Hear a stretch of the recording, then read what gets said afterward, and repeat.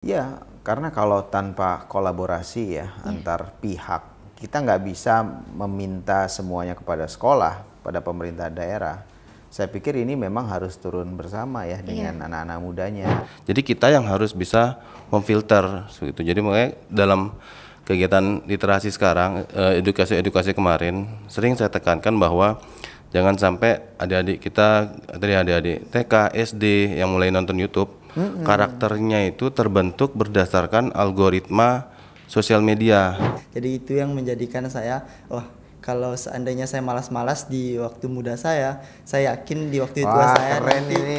bakalan sakit-sakitan. Oleh karena Saya itu, harus menyampaikan ini Pak, salam hormat buat Pak Rektornya, Prof. Ude ini mahasiswanya keren ini. Assalamualaikum warahmatullahi wabarakatuh. Selamat pagi teman-teman semua. Kembali bersama saya Heru Hudaya. Saya kedatangan tamu hari ini. Ini anak-anak muda yang luar biasa. Saya ingin ngobrol langsung nanti teman-teman dari komunitas yaitu Sasambo Youth Education. Halo, assalamualaikum. Waalaikumsalam. Ya, saya pengen kenalan satu-satu. Ya. Siapa namanya? Nama lengkapnya Arash Ladunova Ditwasa, biasa dipanggil Nova. Nova. Untuk saat ini menjabat sebagai ketua pelaksana dari kegiatan di Sasambo Youth Education. Apa kegiatannya? Nama kegiatannya Sasambo Youth Action and Summit. Panggilan Nova ya tadi? Iya, ya? panggilannya Nova, Pak. Nova sehari-hari? Sehari-hari saya kebetulan siaran radio, nge-MC. Pantesan suaranya kayak penyiar ya. Siaran radio di mana? Kemarin di Victoria, tapi karena Oh, Victoria off, sekarang beralih ke Insani. Oh, kadang gitu. juga bisa di Cahaya dan juga di Rasa Sama Mbak Dina Raisa di sana ya? Mbak Dina sudah Enggak juga di sana ya? Oke. Terima kasih. Saya Fadil Ahmad Nur, biasanya dipanggil Adil. Saat ini menempuh pendidikan di Universitas Ahmad Dahlan. Saya selaku founder dari Sasambo Youth Education. Wah, panggilannya tadi? Adil. Adil. Terima kasih Mas Adil. Ya. perkenalkan nama saya Isro Sujain Billah, biasa dipanggil Sujain. Ya. Saya sekarang menempuh pendidikan di S1 Agroteknologi Fakultas Pertanian semester 7 Di di UNSA. Unsa, Universitas Samawa ya? Nggak jauh dari sini. Ya. Panggilan tadi? Sujain. Sujain. Oke. Nah, teman-teman semua, kita juga hari ini ditemani nih oleh dua orang dosen dan juga kepala humas kita, Mbak Mila. Assalamualaikum Mbak Mila. Assalamualaikum warahmatullahi wabarakatuh. Waalaikumsalam. Terima kasih. Saya Mila Hidayatullah, selaku Kepala Humas Universitas Teknologi Sumbawa. Ya, udah tahu semua. Juga ditemani oleh Pak Widi, nah, orang yang biasanya di balik layar, sekarang ada di depan layar.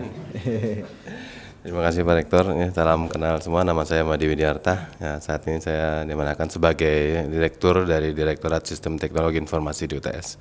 Nah, terima kasih. Mas Adil, terangin dong ke kita apa sih Sasambo Youth Education itu? Sasambo Youth Education merupakan NGO yang bergerak di bidang pendidikan. Dahulunya memang merupakan kumpulan dari anak-anak muda yang benar-benar Dahulunya itu kapan? tahun 2020. Oh, baru sebelum COVID? Sebelum maksudnya resmi dinyatakan sebagai Sasambo Youth Education. Jadi sebelumnya ada ini dulu Jadi perkumpulan? ada perkumpulan-perkumpulan mengajar di desa-desa seperti itu. Kemudian kita mengajak beberapa teman, ada yang dari Lombok, kemudian ada dari Bima. Kita membentuk kepengurusan di tanggal 12 Februari 2021. Sebulan sebelum COVID. Masuk betul. Sumbawa. Kemudian kita bergerak di program online dan offline. Kemudian alhamdulillah dari program-program kita ajukan ke seleksi pemuda pelopor dan alhamdulillah yang diselenggarakan oleh Kementerian Pemuda dan Olahraga. Kami dapat juara 1 tingkat nasional. Tingkat nasional kemarin ya? Ya, di 2021 di bulan Oktober. Terkait dengan bidang pendidikan. Bidang pendidikan ya? Ya, benar. Yang diperjuangkan apa itu? Kan harus ada sesuatu yang unik. Dari situ kita ada program online, kita mengajar online dan ada offline. Jadi mahasiswa-mahasiswa di seluruh NTB ini kita ajak buka seleksinya, kita beri pembekalan, kemudian mereka mengajar di desanya masing-masing karena mereka juga kuliah online seperti itu. Jadi menyempatkan waktu kegiatan sore harinya untuk membina anak-anak yang ada di kampungnya masing-masing. Offline gitu. secara offline. Oh, secara offline ya. Kita batasi 10 siswa karena waktu itu pandemi seperti itu. Jadi ini yang salah satu program yang dilirik oleh juri nasional juga, dan alhamdulillah itu yang bisa meraih juara 1 pemuda pelopor tingkat nasional di bidang Jadi pendidikan. karena adanya gerakan itu yang Benar kemudian menjadikan juara 1 tingkat nasional pemuda pelopor. Kalau tidak salah ini kan kejuaraan yang cukup bergengsi ya. Ya benar. Pak. Pemuda pelopor itu. Kalau tidak salah juga dulu pemuda pelopor kita itu zaman dulu banget itu direktur kita ya, kerjasama dalam negeri ya, Bang Iqbal Sanggo ya. Tapi itu tingkat kabupaten beliau ya. Ke arah provinsi ya. Ada juga yang mahasiswa UTS yang bareng dengan saya itu Kak Rahman yang S2 di Polandia. Oh, Ya, beliau bareng sama saya pemuda pelopor bidang teknologi, juara 1 kabupaten, di provinsi juga juara 1. Tapi karena beliau berangkat ke Polandia Iya. yang seharusnya ke nasional bareng Tidak sama bisa saya, mewakili ya? jadi tidak Oh, bisa gitu. mewakili. Jadi ada bidang pendidikan, terus kemudian bidang teknologi, ada Teknologi, budaya sumber daya mungkin. alam. Sumber daya alam ya. Kemudian ada pangan, kemudian ada pariwisata. Seperti itu. Nah, ini menarik ini waktu Mas Adil menyampaikan tadi bahwa dilakukannya pengabdian ya. Itu ceritanya gimana itu soal pengabdian ini? Sebelumnya di 2022 kita pernah mengadakan pengabdian internal pengurus saja di desa desa itu Labu Bontong ya, di Tarano kelas ekspedisi nama kegiatannya. Kemudian dari situ kita ternyata melihat kondisi masyarakat, kemudian khususnya di bidang pendidikan itu sangat membutuhkan.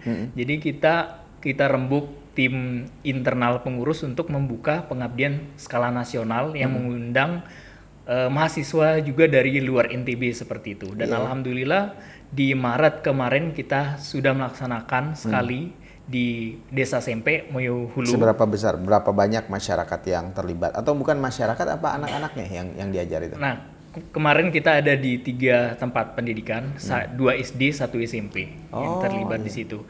Jadi program pengabdian ini tidak hanya di bidang pendidikan. Kita membagi tim jadi 3 tim, ada yang kesehatan, kemudian ada yang ekonomi sosial. Karena di Desa Sempe itu kan ada Madu Sumbawa. Iya. Nah, yang itu yang kita bantu untuk rebranding. Kemudian Moyo Hulu ya? Moyo SMP Hulu, itu ya Iya, benar, betul. Moyo Hulu. Kemudian satu lagi kita mengajarkan sama ibu-ibu PKK membuat produk namanya JSI, jahe seduh instan seperti itu, karena di sana juga lumayan banyak jahenya gitu. Iya. Dan berapa banyak orang mahasiswa yang terlibat di sana? Kemarin Mahasiswa semua atau ada juga yang sudah lulus ya? Oh, ada gitu. yang lulus. 25 orang kurang 25 lebih. orang di Dan- beberapa sekolah tadi ya? Ya, di beberapa sekolah itu yang terlibat. Ya. Dan kebetulan yang kemarin ini kita memang kerjasama juga dengan Youth Ranger Indonesia. Kebetulan foundernya juga influencer seperti itu, dan beliau datang ke sini Ya. bersamai. Itu gimana cara menggerakkan, kan biasanya anak-anak muda ini sekarang ini mager ya Bu Mila ya, suka malas gerak gitu ya. Tapi gimana memberdayakan orang-orang yang Gen Z sekarang kan ya, Ya. Gen Z. Itu gimana coba? Sulit nggak sih menyamakan visi dan persepsi gitu? Ya sebenarnya tantangan cukup sulit juga Pak, melihat antusias, karena kita melihat dari kepengurusan dari setiap periode itu Ya. memang agak menurun dari segi minat, ketertarikan untuk bergabung di organisasi Betul. kita ini sendiri.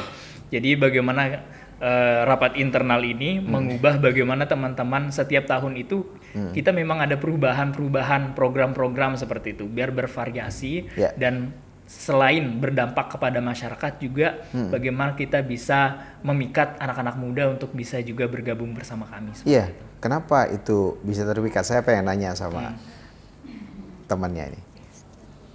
Awalnya kan Adil nih ngajak, berarti langsung berarti. Saya ngajak langsung. Nah, terus Masnya kok bisa tertarik? Kenapa? Gimana? Kebetulan kami dulu masih satu yayasan pendidikan dulu, sama-sama di Pondok Pesantren Al-Ikhlas. Oh, iya. Jadi sama-sama kenal. Terus kebetulan saya juga kuliahnya di Sumbawa, jadi gampang berhubungan dengan beliau. Jurusan Dan apa, Mas, tadi? Saya jurusan pertanian agroteknologi. pertanian agroteknologi. Jadi kebetulan beliau ngajak, jadi saya juga tertarik. Saya juga suka tantangan. Oh, jadi gitu. Jadi suka kalau tantangan, ditantang untuk ikut organisasi, ayo saya gitu. geluti. Kalau ditantang berantem ya. boleh. Itu kayak. Tapi Mas, menarik loh sekarang di kala zaman sekarang gitu ya, orang tuh dengan kecuekan yang tingkat tinggi gitu ya, anak-anak muda sekarang ini, tapi mau kemudian bisa turun, apakah ada sesuatu yang ingin dicapai gitu? Karena saya percaya Pak, di balik kesuksesan seorang itu ada proses yang